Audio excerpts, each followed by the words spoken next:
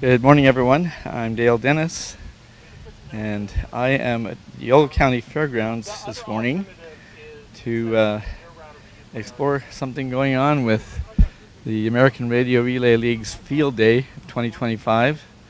This is an annual event that is held by amateur radio operators in various places throughout the country, and there are 3 club organizations that participate in the event here and set up on the Yolo County Fairgrounds.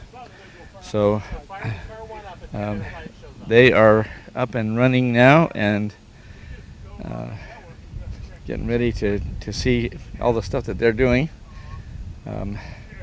Right now there's a group of gentlemen here in the center of the field next to an antenna mast that was raised earlier, and they are in the process of raising the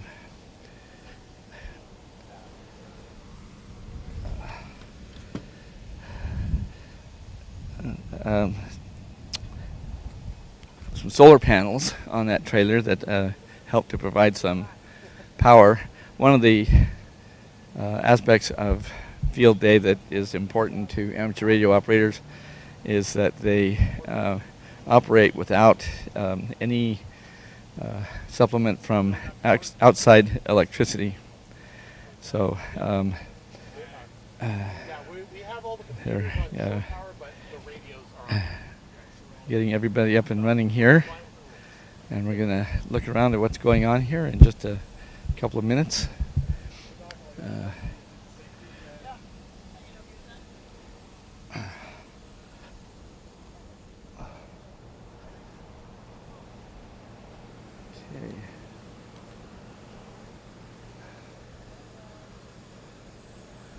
Hopefully I'm in the frame there.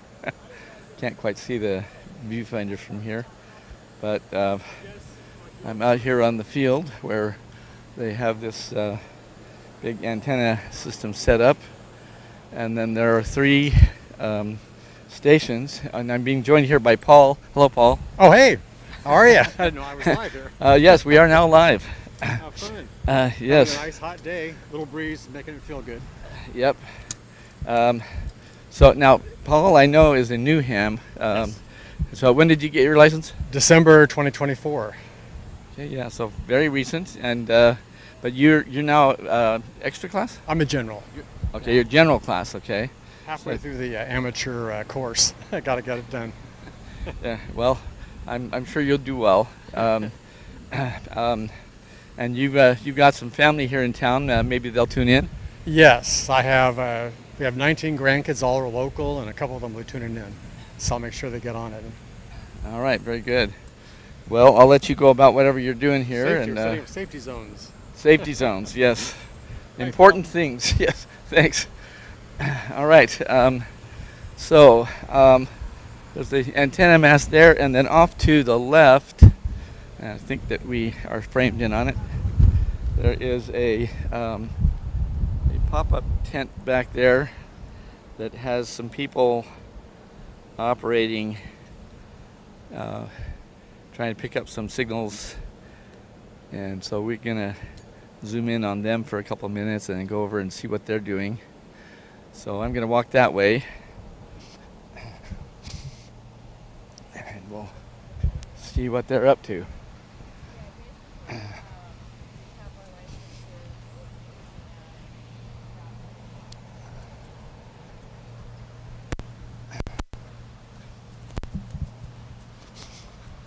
All right. So everybody, you're now live on Woodland Television's YouTube channel. This is Whiskey 6, Yankee Alpha Radio. Whiskey 6, Yankee Alpha Radio, calling CQ Field Day. CQ Field Day. All right. So Whiskey 6, Yankee Alpha Radio. this is Daryl, who is at the radio here. You can hear him in the background a little bit as he's calling CQ Field Day, trying to contact other operators around the country who are also out in force trying to contact us, and along with other people. So Daryl is going to be scanning through the frequency range of the band that he's on and seeing who he can contact. And then behind him is Louise. Louise is from Dixon. She's also an amateur operator. And then over here we have Peter and Brian. It's one of those things where the name just kind of leaves your head. And Robbie is over here. So, how you guys doing? Hot. Gotta Yeah. get some water in us. Yeah, it is a plenty warm day. It's going to be a warm day today, but hopefully there'll be a lot of contacts made, so, for some of us. Well, we'll keep our fingers crossed. So, how long have you been in amateur radio, Peter? About 11 years. Yeah, 11 years next month. In Okay. August, I think. Actually, in August, 11 years. And what license level do you have? I have a technician's license and a general license.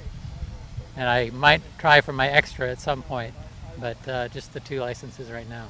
I'm at a general level. Okay. And then Brian, how long have you been going?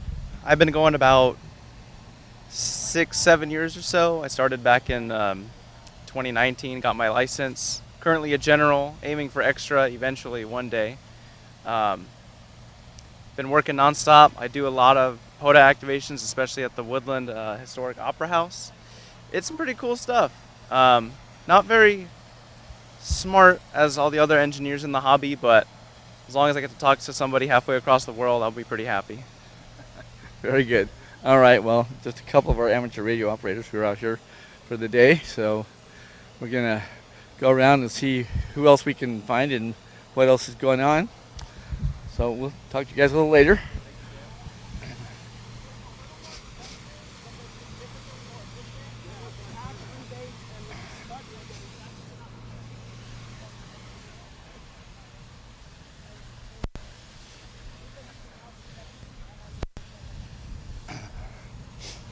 All right, we're going to go back inside the tent and see what's going on here in the tent.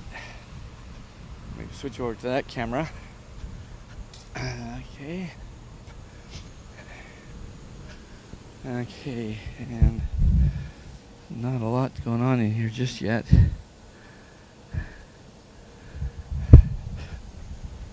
Okay.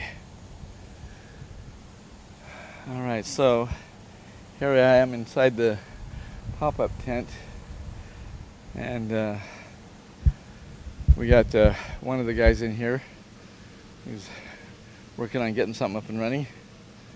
So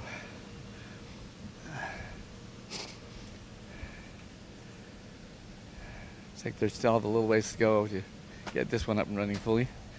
Maybe we'll go across the way and check out the people on the far side and the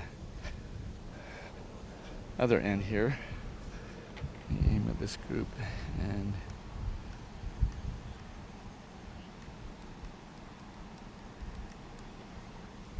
okay. All right, so we're gonna go over to them and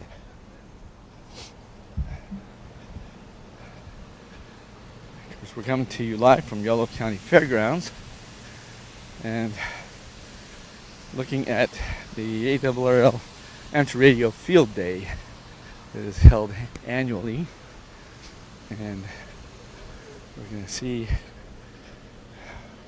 what they have up and running back here. So, Yeah, I know. Bill Ragsdale. Yeah, I've known him ever. His power lights on. Well, I don't know if he's a legend. we think of him as a legend. Yeah. And unfortunately, Bill is behind the cardboard box here. It's being used as a screen, It's all right. so that he can look at what's going on his laptop. So can't quite see him yet. Yeah. Oh, I'm obviously familiar with quote the old ham radio. That one's got power. That's how we used to communicate. What does it? Snows here. Generally, Your key is plugged in right there. You needed the ham radio. You touch it. Okay, so my gears got hot. So okay, now all I need is to tie it to the.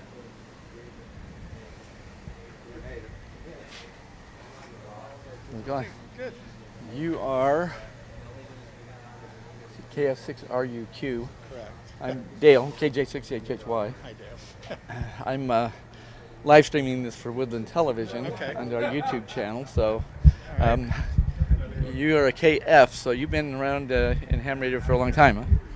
Yeah, since right before 2000. So, but actually, I have a background going back into the military into the 70s. So I just didn't get my license until the late 90s, actually. So I worked as a Navy electronics tech, so I worked on radios. I used to know how to fix them, so. Okay. Yeah, until they all went digital and. Yeah. They got rid of the tubes, and I don't know what to do anymore. Yeah. Well, I know how you feel. My father was an electronic tech for the Navy in World War II, so. I may have worked on some of the same equipment. It was older than I was. It's all very possible, I guess. Yeah. So, what are you planning to do here today?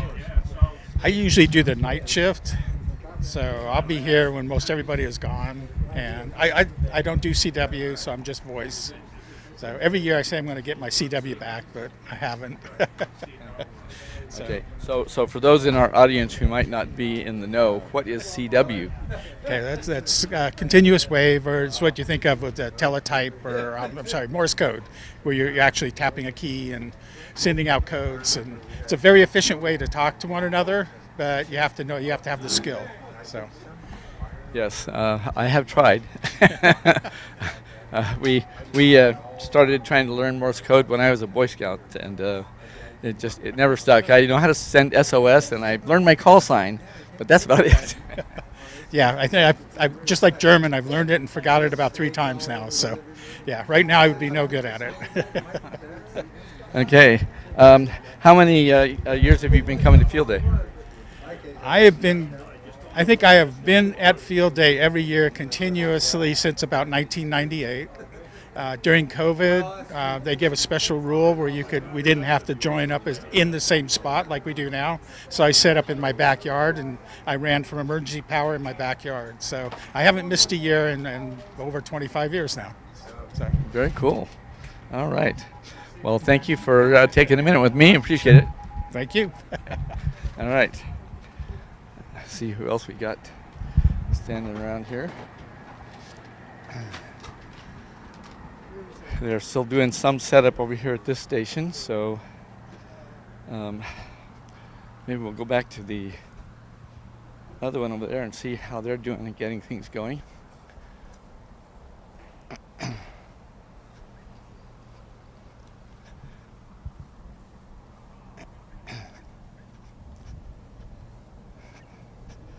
I know this is coming live, and probably not a lot of activity the whole time, but trying to give people a feel for kind of the things that happen on Field Day. Now, I myself am an amateur radio operator. My call sign is KJ6HHY, and I got my license in 2010. So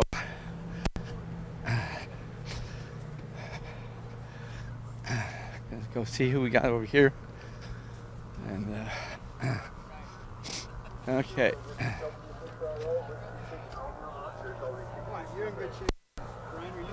Okay. I'll let you get first dibs. We actually got some calls coming in now, huh? Yeah, unfortunately, we were transmitting on the antenna, but he had receives not on correct, so that's why we weren't hearing anything. I see. Okay.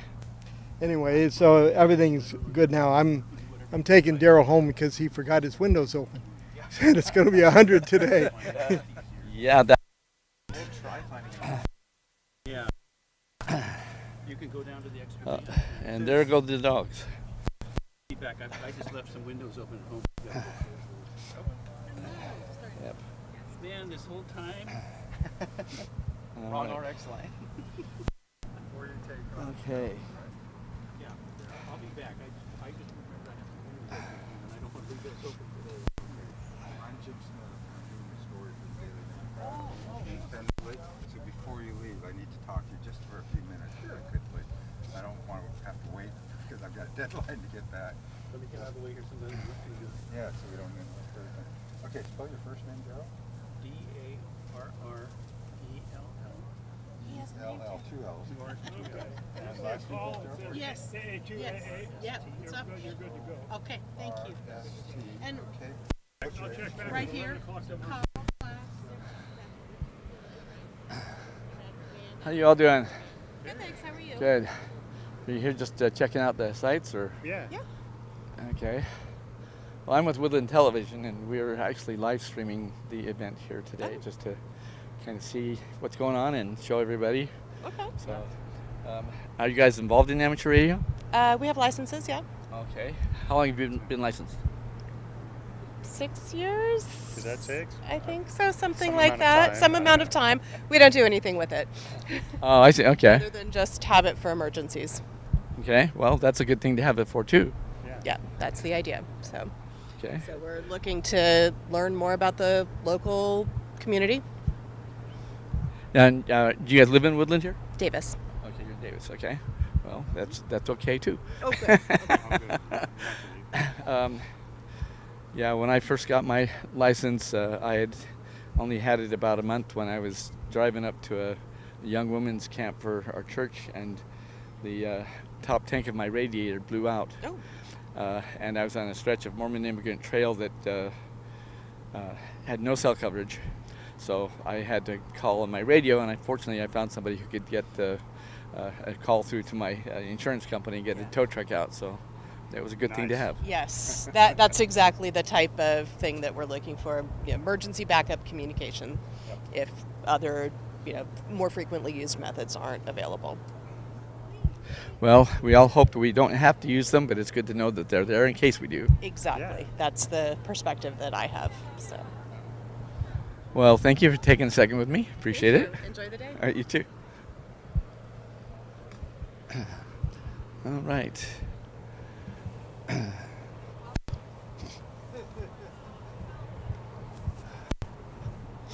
Going on back here now.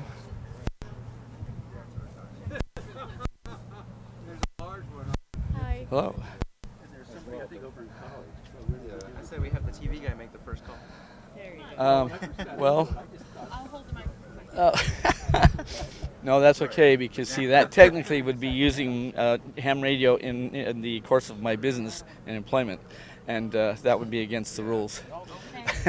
See, one of the things with amateur radio is it has to be used on an amateur basis. You can't actually transmit or receive for anything conducted with in association with any business. So, and even though I'm in connection with a nonprofit, that doesn't matter.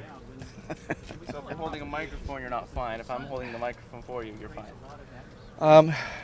No, it's, I mean, I would have to be transmitting on amateur radio to break the rule. So as long as I don't key up a microphone while I'm standing here with this microphone, then I'm good. Now, is that on Guyana? Here in Charleston? Okay, so we have a few people who are kind of dropping by to check things out. Okay. She's very active on our YLNet. Oh, okay. Very good. So, for the information of everybody, well, actually, I'll ask Louise this question. So, what is the YLNet? Young ladies and anyone represented to learn how to get on the air and practice without the pressure. We just, every Sunday night at 8 o'clock, we just talk, but these two run it. I just attend, so. Okay. I sense a reverse coup going on here. But it's just a good way to practice. So there's a nervousness to getting on the air at first, where you're not sure how you sound and if you're saying it right, and so it needs to be practiced. Amateur radio, that's what we're here for. They are learning.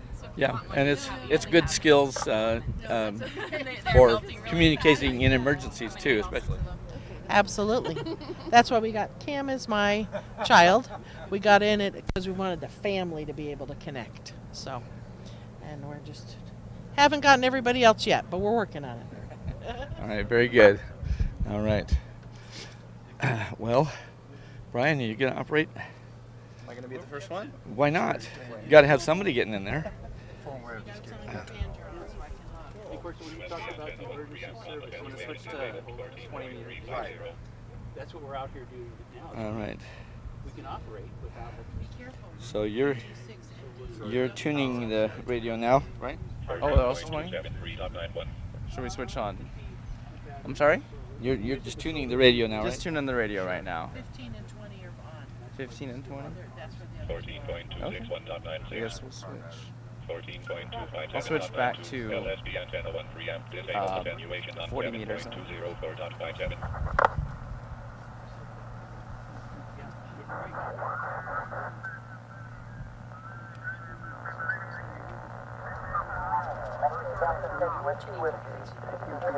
that's pretty much it.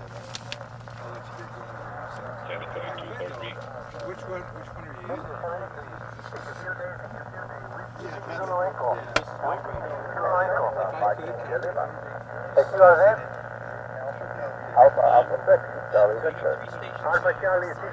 What's that?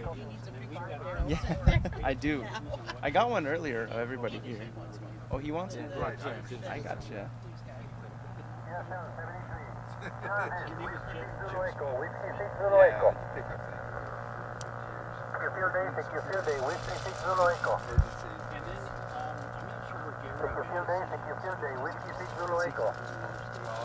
Whiskey 6, Yankee, Alpha, Romeo.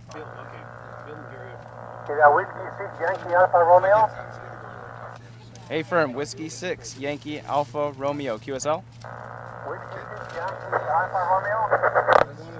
A firm, Whiskey 6, Yankee, Alpha, Romeo, QSL. I copy 5 Alpha 1. Please copy 3 Alpha, Sierra Victor, 3 Alpha, Sierra Victor, over.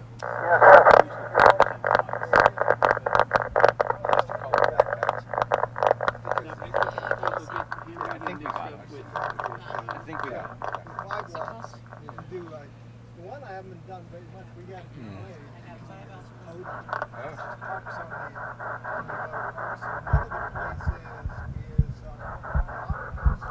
Okay. Because that kind of gives a hook. Yeah. We haven't got a hold of anybody yet. See if we can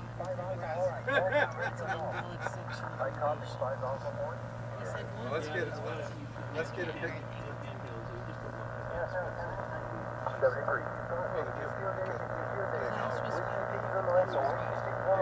It is Whiskey 6. The class was 5 Alpha 1. I have to keep it I think it's 5 Alpha. Take a picture of me real quick. Sitting at the. Are you at a point you can?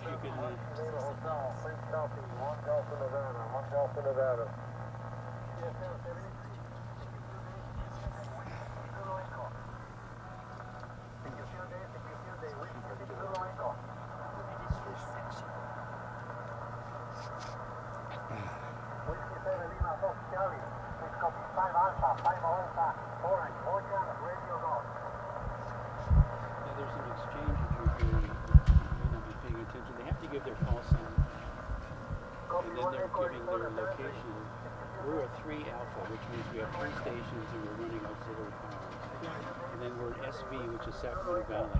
Yeah, and that's your QTH. It's just SV. Yeah. And then I heard somebody say a Delta. That's somebody operating from home, their home station. So there's an exchange you have to do to make the contact. You have to finish that exchange for this event. Yeah, in this event, You know, if you're contacting anybody else, we all are issuing an individual call sign. They call it a call sign. their intent is to prove that you can set up in an emergency. Sure. Yes, yeah. Okay, let's see. You can scooch him out of the chair for just Here's something radio call. They need theirs. We need the chairs. So. Oh, yeah. They wanted to take a picture of Daryl. Go ahead, Daryl. All right. All right. And we have the local canine enthusiasts here too.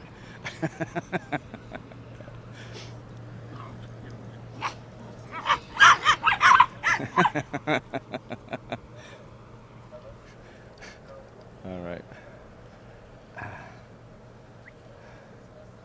All right. Well, I'm going to see if I can go find Bill somewhere maybe. This event is one that runs a full day, and that looks like I missed Bill over there. So I have to move the camera again.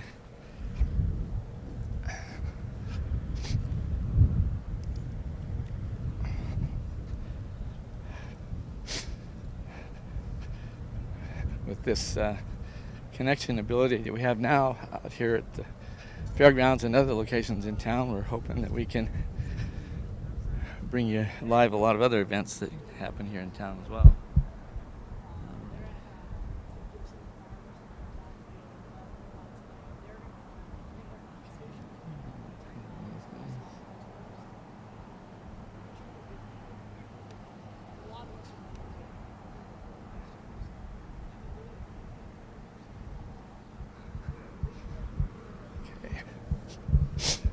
See if they've got anything up and running here. They're going to be running a CW station or Morse code,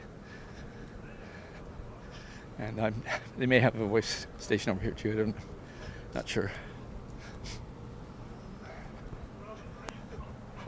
Usually what happens is you'll call 2 or 3 stations where you get a connection. So I put those on paper. When I get the real one, I type it in. And sometimes you get a little ahead. If you hear him working the guy, you can start putting in the information, and if you don't make it, you just sack it. How you doing, Bill? Good.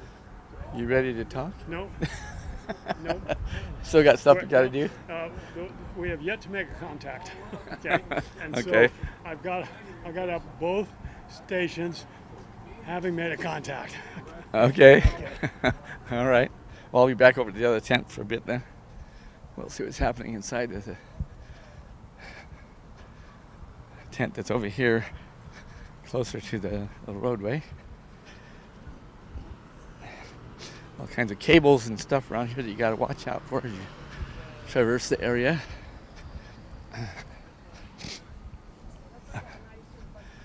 All right.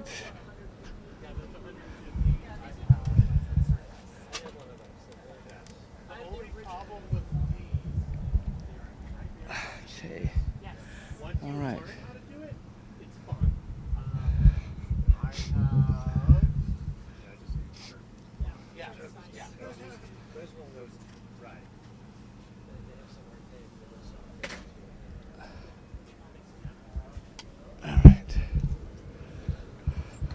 Yeah, and even like getting into like these 991As are about $1,000. I run an ICOM 7300, which is the same thing but different. It's just a different brand. Yeah. But you can get into HF radios for a couple $100. My first HF radio is what they call a Zygu G90. It's a 20 is an watt. older one. This is the VX7R. The new one's the VX8, and this is a quad band radio. Okay. Solid quality AC. Yeah. Yeah. So I've been looking And at. I've had that one for 15 years. All right. And I've had to replace the battery in it. The AC makes good sound. Yeah. Yeah. So I was this looking is- at the water-resistant ones, and then I'm realizing, why do I really need that? Right. What do I need it for? I don't know. If you drop it. Yeah. Right. If it goes in but- a puddle or something. Yeah. It's, Yeah, but how often? You go swimming, you know. $30 radios are for too. If you drop it, you don't worry as much as a. That's a Yeah, good point. exactly. Yeah, the main thing with this one like this is says I had a 6-meter repeater up on above East Bay Hills, and this would get into the 6-meter repeater. Okay. 220, there's a couple of repeaters around. 440 being dead, that really doesn't matter. So yeah, 2 meters is the main thing. Okay. But having 6 is kind of useful. There's a couple of 6-meter repeaters around, and 220. This is a relatively low power on 220, but. Okay.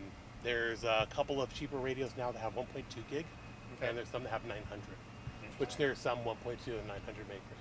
One of the cool things too, even like if you guys wanted to use it for emergency communications, like between you guys, having some of the more fringe frequencies that not as many people are on can sometimes be very nice.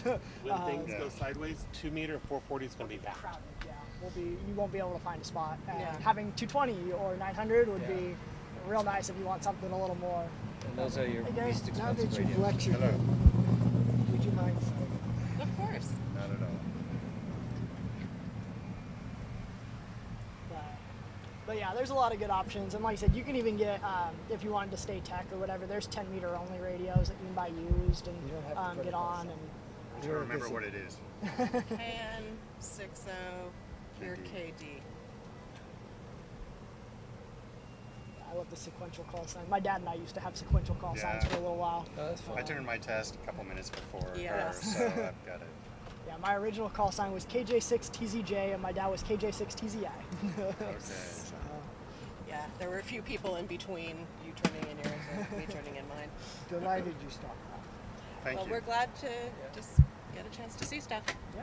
So. But yeah, like I said, my first HF radio was Zygu G90. It's a little 20 watt kind of all node. You can get them for brand new for like $400. And they've got a nice built-in auto tuner and everything. So like I used to like work off of chain link fences and stuff, and like I could work to the other side of the country. And yeah, so I mean there's a lot of options if you wanted to get into farther emergency prep. But 2 meter 440 is a good place to start. Yeah. I still think of getting one of those radios just for camping and The such. G90s are nice. They're so light. Yeah, they're tiny, they're portable. They take very little juice. Yeah. So, curious about, how you are powering everything.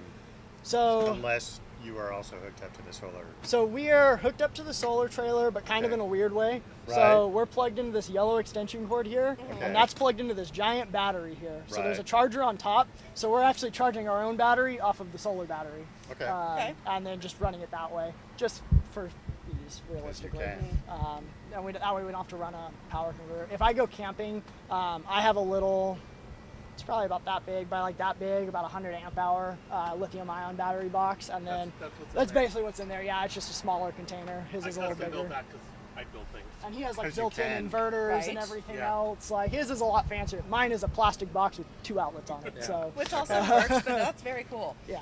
So, I even have a 30-hour amp hour, and it works fine. yeah. It just depends on what you're looking for. I run a 100-watt radio, and I run digital, so it's pretty much 100% duty. So I pull a lot of power. So I like to have a bigger battery. That was my build here is a 100-watt radio, continuous duty cycle. So I have a big battery, and I need to be able to like run a laptop off of it. So I've got a 300-watt inverter off of it, and he went the USB inverter chargers and all that kind of Yeah, stuff. he went the inverter route. I bought a 12-volt charger for my laptop route because it was easier for me. Well, I have USB PD, so I can do USB-C cable. I can run the laptop off of that too. So. Oh, okay. There's all sorts of options depending on what Yeah, you want to sure. do. I see and- there. They've got generators and charge it. I got solar input on that. Yeah, I have a little 100-watt foldable solar panel that I take camping with me, and it's it'll power me the whole weekend. And most of the time, I never drop below 50%. But if I needed to, or I wanted to work all night, because I usually when I go camping, I'm up till 3 or 4 in the morning working night bands that I don't get to work at home a lot. We're gonna be up all night. Yeah, we'll be here all night. I'm camping here. I don't so. do that. Is that your rig? This is Trevor's. I'm going to be in a tent behind it. Okay, so. gotcha. Yeah, I rented that one. I'm playing with buying one, but I only use it a handful of times. You wanted air conditioning? Yeah, my daughter's actually in there right now going, yes. I pop in, I'm like, I'm jealous. Looking at those, but I don't have any place to put it. Right, that's the. Yeah, I may The eventually. challenge. I just bought my first house about a month ago. Oh, so Congratulations. Thank you. So Yeah, I we have an don't- RV parking space, so maybe. That's maybe awesome. I'll put it Yeah, Nice. we don't have any side yard. Yeah, and RHOA doesn't let you park them in the driveway. What part are you in the north side of Davis? or- No, we're all west. Oh, okay. So I used to be off of Anderson across from Cesar Chavez Elementary Okay. until we bought Yeah. the house, and I just moved to Rio Linda. So, Okay.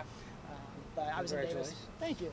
Yeah, that's awesome. Yeah, I was in Davis the last 3 years. I used to be over in Portage Bay on the west side of Davis. Yeah, so, okay. Yeah. So that's when I first down- moved up here, that's down where the my wife street. was living, and Yeah. so I moved into her apartment there, and then we got Yeah. a duplex over closer to the center of town. Because we're not college kids, but she worked in Woodland, I worked in Sac. Davis was kind of in between. And she grew up in Woodland and was like, I don't want to live in Woodland. So I'm done for now. she wanted to be farther away from mom and dad. So. I can understand. Yes. Sense. Yeah, mom, dad, grandma all live within like 2 blocks of each other, and are Okay. the type of I just come over. And she didn't want to be that close. So. Yeah, there's a cool I thing called understand. boundaries. Hey, Gary wants a photo. But yeah, so we were in Davis for a couple of years, and then we finally bit the bullet and bought. And Yeah. interest rates aren't going down, so we decided, you know what, just We definitely lucked out with ours for sure. yeah, it was funny. We reached out, we got pre-approved, and then we were like, okay, let's just see what's out there. And like the third home we toured, we were like, okay, it's from the 80s, but it just checked everything off that we wanted, and we were like, we weren't planning on this, but the price is right. Here we are. Called our agent, was like, I know we said the fall, but what do you think about right now? And a little bit of a bidding war, but ended up getting it. Good, congratulations, that's great. But, yeah, now I'm excited. I still need to install my mast and get my antennas up and everything. Yeah, You know, this was supposed to be a live stream about amateur radio, not real estate. Fair, yeah. Well, you know. Well, he tied into the antenna there. Yeah, That's very true. I have the mast sitting in the garage. I just need to pour the cement, get it up. If you need extra hands, they have it help you. Good to know. Appreciate that. Yeah. But yeah, not to talk about me the whole time, but yeah. Oh, no, that's I mean, fine. if you're here all day and Yeah. overnight, then might as well. But yeah, so do you have any specific questions, or again, anything? No. So don't want to hit the button and make a contact or two? Not really. No, we've done that. Yeah, like I said, I am mostly observing and gathering information. So, my So I'm curious why you would the advantages of a digital mode. So I understand that you can text somebody, but assuming that there's any kind of internet or cell service, assuming the world didn't end, what's the advantage? So right now, outside of it with the internet and everything, some of it is just, we can do it type of deal. Because the internet hasn't gone down, right? Yep. And that's part of emergency prep, is just testing, making sure you can reliably get out. If the internet went down, or if California's internet went down type of deal. Even think of it as a shorter thing of we could get out. Some of the cool things with the internet mode with this is we can basically pipe internet over and now create access for ourselves. Okay. And so there's some cool things like that. Some of the other advantages to these digital modes like here versus like talking voice on it, we can work a lot weaker signals here. So there's signals that you wouldn't be able to work any voice off of, but I can work and send messages here too. Okay. And so not necessarily tying into I can text someone on the internet too, but advantage versus a phone versus a digital mode there. There's also all sorts of different types of digital mode. FT8 is really popular because it's 15-second transmissions on and off. About a minute, you can make a contact. And it's real quick. Again, it's a signal report, where are you at, a grid square, or your call sign, and then back and forth. There's other modes that are like JS8 that is very much more like texting. You're not necessarily giving signal reports. People sit and like talk all day. There's images that you can send back and forth. This is HF stuff. You can also send like emails and stuff, like WinLink there. One of the other things that like Trevor and I also are involved in is a thing called Arden. It's something you guys can actually do as a technician. The Bay Area is real popular with Arden. It's Amateur Radio Emergency Data Network. And it basically uses repurposed Wi-Fi equipment, so 2.4 gigahertz, 900 gigahertz, 5 gigahertz, to create a data network that is going to sound really, really fast. Is like 10 megabytes a second, which is very fast in ham radio. Yes. You can video chat on that. 300 baud modems. Right. Yeah. So for ham radio, that's pretty fast data transmission. That's awesome. The Bay Area specifically has a huge network, and they have it set up at a lot of the firehouses, a lot of the hospitals, because if even the Bay Area went down, that's an immediate thing they can switch. They can fax through that. They can do video calls. They can share PDFs. They can share medical records. They can show dispatch software. That is instantly turned on while Verizon comes in with their trucks for that 24 hours or whatever to set up a temporary emergency. So is that interesting stuff? Okay. Yeah. Okay, so that's not on 24/7, but that's so like it's ad on hoc? 24/7. It's available. They don't use it per se. It's there in case of an emergency because the internet's better, right? Internet's stronger. Yeah. Sure. But again, if the internet goes down, they have something that they know works. It's there. Right. They can go on while all the technician people or like technology Setting people up. get out and they set it up. It's not necessarily meant to be a long-term thing. It's meant to keep things moving. Well, and I think that's the key thing is what redundancy do we need to put in place to ensure as consistent and fast return to operations while the you know, the real one, quote unquote, is getting fixed. Yeah. And even with like HF too, like I said, realistically, like 99% of people are never going to use HF in an emergency operation. But if you never use it, you don't know how to use it, you forget how to use it, you don't know your equipment works. You know, I went camping about 2 weeks ago, just in prep, and found out my batteries were having an issue. So I was using it. If I hadn't done it, if an emergency happened, you know, the batteries wouldn't have worked, and I would have been out of luck. I was able to fix it and do that. So that's the other part, just kind of getting on and using it. And I'm not a huge emergency person on radio. I like it because it's fun. That's the way I look at it. I like making the contacts. I like seeing how far I can get out. That's fine. I like the fact that I can talk to Europe and Africa, and just because I can, it's off grid and it's one wire to another, and I don't have to worry about the cables under the internet or under the ocean. I look at it from a non-emergency perspective in the sense of it's a hobby for me. It's fun. I enjoy doing it. Perfect. So I don't usually look at it that way. But to answer your question, that would be, there are some, you know, emergency stuff, but most people probably won't use it that way. I understand. Another reason, we have a person in our club who's involved in the WinLink project, which is this whole international thing. And he showed me messages when Puerto Rico had their hurricane. He showed me messages of medicines and all these things that you could never read over voice. I mean, it was basically spreadsheets, and that's what hospitals need. They need accuracy, and they can move this over radio waves. So that for me is really important for digital communications. And that's a good point too, even with like, maybe not in the U.S. where, you know, our infrastructure is pretty solid, but our infrastructure is solid. But if you get somewhere like Puerto Rico or an island or something, exactly. I know when Spain went down, the radio got really popping. There were a lot of people getting on trying to be like, hey, can you Google this, or can you send a message or whatever? So maybe I'm just sitting on the radio and I can emergency help. I'm just sitting at home. So there are other reasons for it too, but.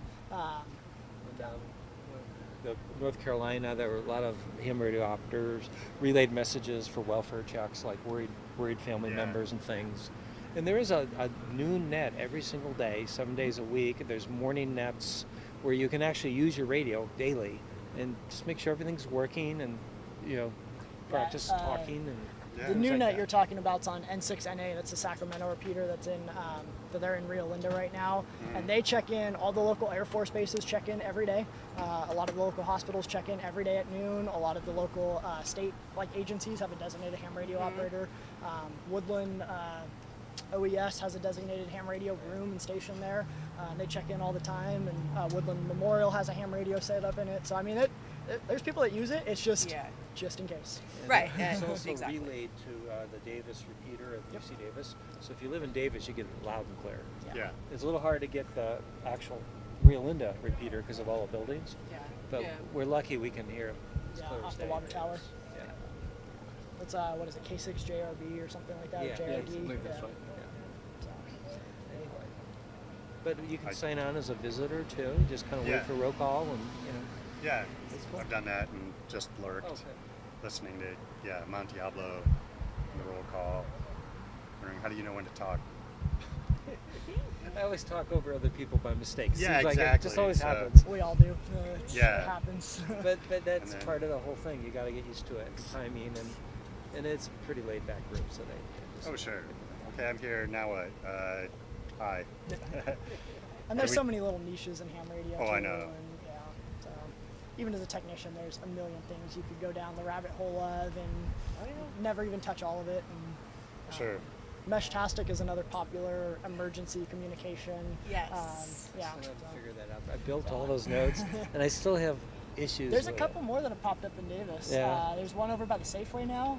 There's a guy that's in the apartments over there, and then there's another guy in the cannery area that just put one up. I just saw a Reddit request saying, hey, anybody want to do a Meshtastic in Davis? So, there's a Discord group for the Sacramento area. Like I said, Trevor and I, in theory, we have one up on Berryessa. It's been down, and we have not driven up to the mountaintop to see why it's down. But there's a whole, from my house in Rio Linda, just on Meshtastic, I can get all the way to the Bay Area and through several hops. But they're so low power, you just put a little solar panel on it. Yeah, I mean they're milliwatts. I added solar to my nodes, and it probably cost me $8 worth of panels. You know, but I was elected secretary to the UC Davis Club, which is just starting back up. One reason I wanted to join that is I want to put one on the 5-story building on Mesh That'll be Network good up for there. Davis. Yeah. Which one? Which Uh, extra the- building? Doesn't Sproul have that's the tallest one, right? I think that's, I'm not sure what building it's on. We're Yeah, having so no there's a trouble getting 9-story access. building, Sproul Hall, Yeah. and that's where they put a lot of the infrastructure. That's probably where so, it is. Bill, yeah. Bill would know actually, but yeah, that's where the repeater is that relays the new net. So. Okay. Yeah, and then there's on the west side of 113 has where the antenna farm is. So. Your investment in a mesh node is probably about $30 max. They're so cheap. Okay. That's not bad. And that's with the solar. So. Step over here for a minute. How you doing, Bill?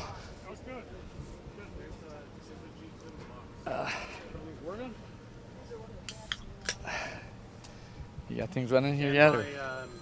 My red machine, the search and rescue. You know, Yolo search and rescue started making those. Are they? Yolo search and rescue is using those. Okay. All right. Well, we'll step over here for a minute and not eavesdrop on his phone call.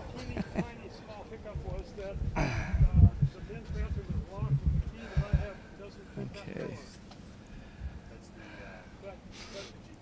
All right. Okay. Looks like I had the wrong camera on for a while. Yeah. All right. Well, now we're looking at the people that are doing stuff here. Oh, crud. That laptop died.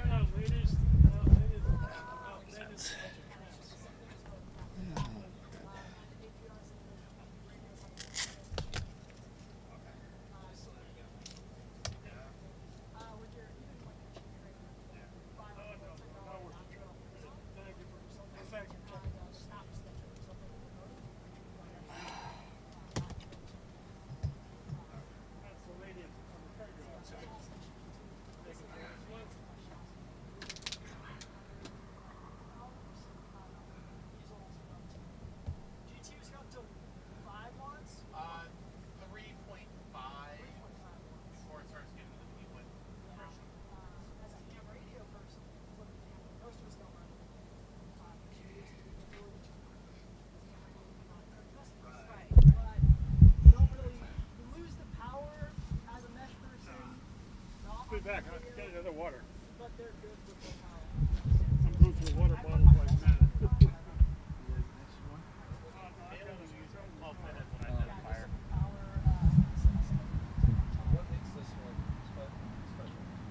It's a lot higher quality of a radio, so it's got a lot higher power, it's got better filtering on it, a lot more sensitive, it's got connections for like temperature, things like that. So why would you use this? So I used one like this as a base station, so for mesh for me, I have mine basically up on the roof, and I use this almost like a radio in my house. So I have my little handheld one that I can run around the house, and it just makes it a lot more reliable for me. Okay. Some people use these as portable, Okay, I hope our feed wasn't interrupted too badly, but guess I'll find out later.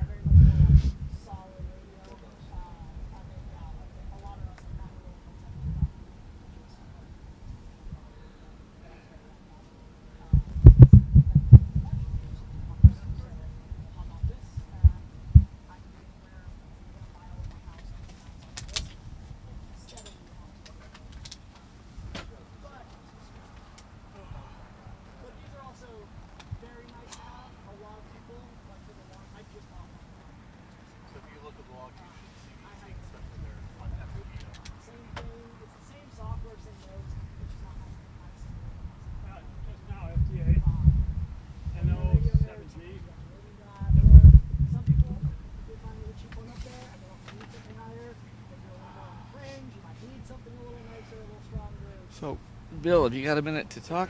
Sure. Okay. So yeah, this is Bill Ragsdale. He's the president of the Berryessa Amateur Radio Club. What else are you involved in, Bill? Oh my gosh. I'm an authority on the computer language Forth. I've been programming with it for 35 years, but it's a language that is so quiet. There's only a few hundred people that use it, but I love it. And I'm an amateur magician, so once a month we get together with a magician's club, and we do little card tricks. But ham radio is actually the most work. Yeah. What other ham organizations are you affiliated with besides the Berryessa Club? Well, locally we've got the benefit of having 3 different clubs. So there's ARRL, Amateur Radio Emergency Service, and it does primarily special events like bicycle races, horse endurance runs. And then Yolo Amateur Radio Society, and that one is more social and technical, meets once a month, and it's chat and learn. Yeah. Okay. So, how would you describe the Berryessa Club as just kind of a? Well, it has a long history. It started in 1975 by about 5 or 6 very technical radio amateurs, and they found available a county-maintained, what we call a vault, shelter up on Berryessa Peak. And so for the last, 40 years or so, a succession of people have managed that club. And so our current group is about 35 or 40, and each one pays $30 a month, and taken together that supports the cost of the repeater. And the repeater, of course, the function of it is that most of our little handheld radios can only go 5 miles or so. But with a repeater on a mountaintop, we can go 100 miles. So using our little handhelds, we can talk from Turlock on the south to above Chico on the north, and clear into the Sierras. I thought it was $30 a year. Oh, did I say? You said a month. I know it's wishful thinking. $30 a year. $30 a year. Yeah, we want to be clear about that one. We tried to raise it to 35, and they all screamed that they couldn't afford it, so it's 35. But one of the nice things is that on these special events, they will make a contribution toward operation of the repeater also. So there'll be a few $100s a year coming in from that. So it's totally self-supporting, all volunteer, uncommercial. With amateur radio, we can't sell services. It's all volunteer. Well, and I was pointing out when we were over across the way, they were trying to get me to sit down and make some contacts, and I told them, well, I'm working, so I can't do that. Oh, well, you can. Amateur radio is prohibited from commercial activity, but you can be employed at the moment, but the messages on the air cannot affect your employer. Right. It's the message that counts. Yeah. Okay. All right. So anyway, all right. So how many people we got here today, you think? On the staff that's working is about 15 people, maybe 18, and currently visitors, there's about 7 or 8 visitors here. And through the course of the day, we expect probably 20, 30 visitors come in. We're at the Fairgrounds, and it's wide open. On the other hand, it's not too visible. In some years, we've gone to a city park, and on that basis, we get walk-ins. People just come by. Well, how long are you going to be here today? We're here until operating until 24 hours solid, from 11 a.m. Saturday till 11 a.m. Sunday. And we have about 4 people who are going to stay overnight. So we'll be on the radio just as we would in emergency service, 24/7, for a 24-hour period. And so if anybody wants to come down, if they catch this either as we live stream it or they catch a replay, they can come down as long as it's still today or tomorrow morning. Or Sunday until 11 o'clock, or Saturday to dark, and even after dark.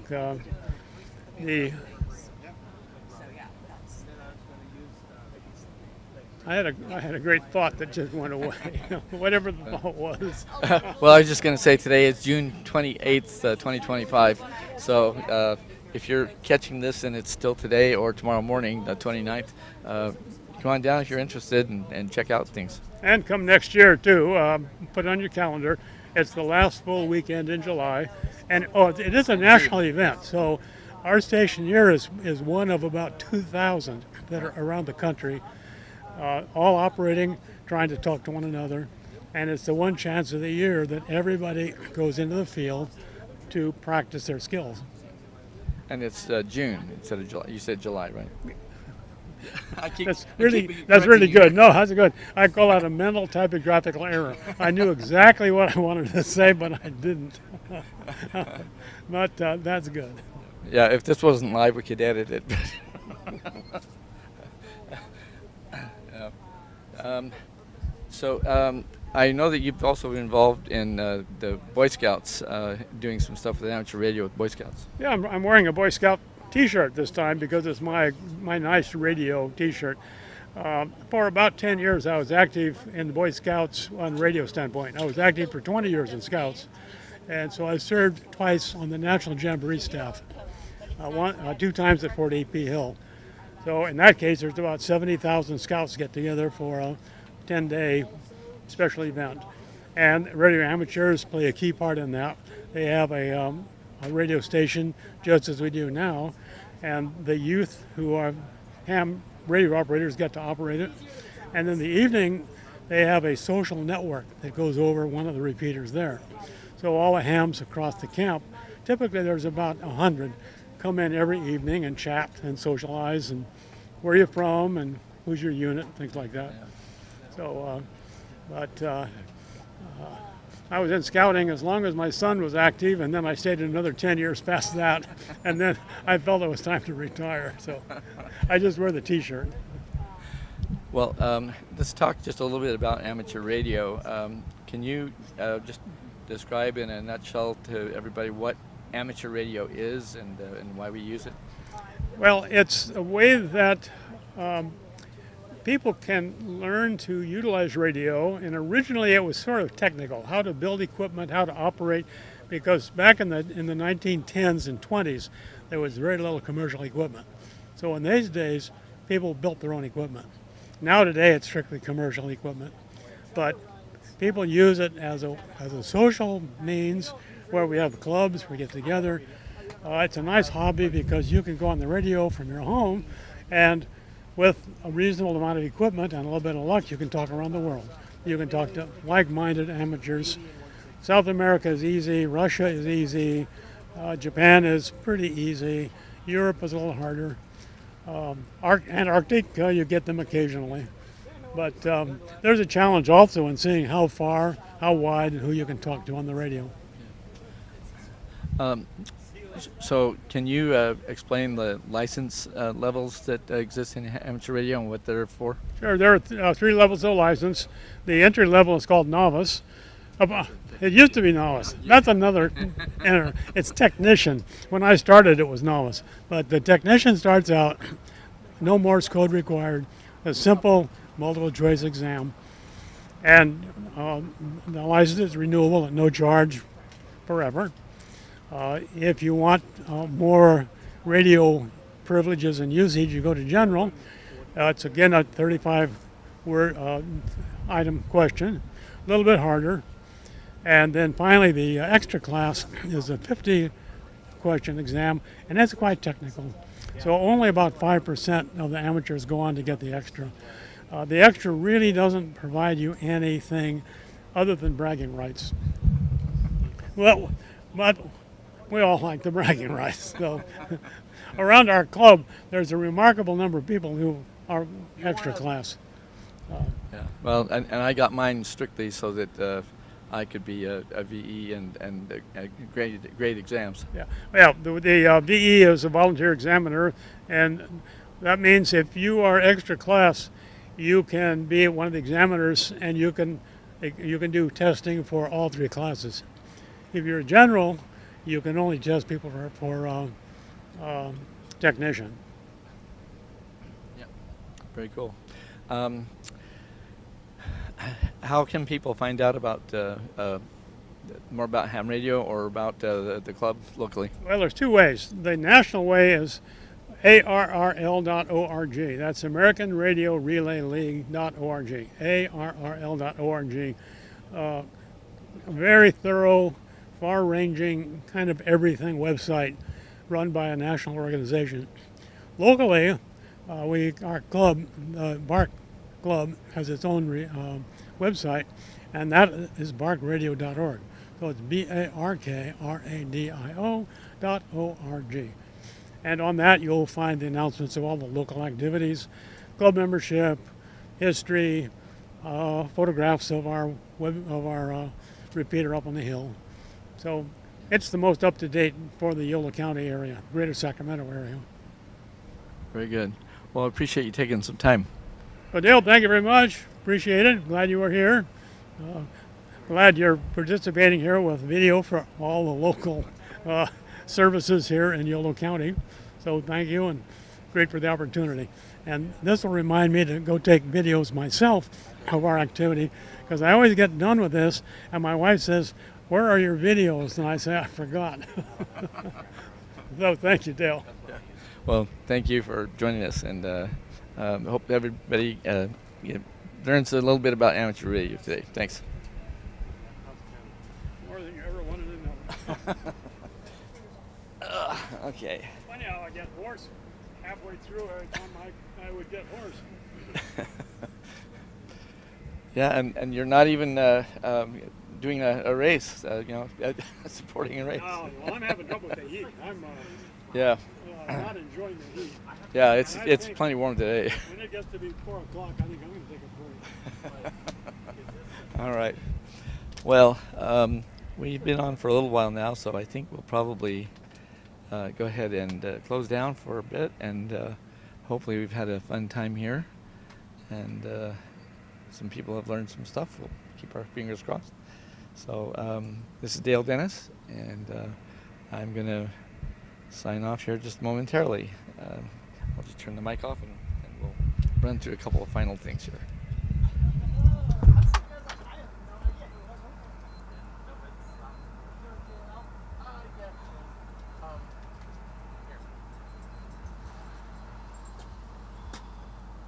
I was just going to throw a barrel there.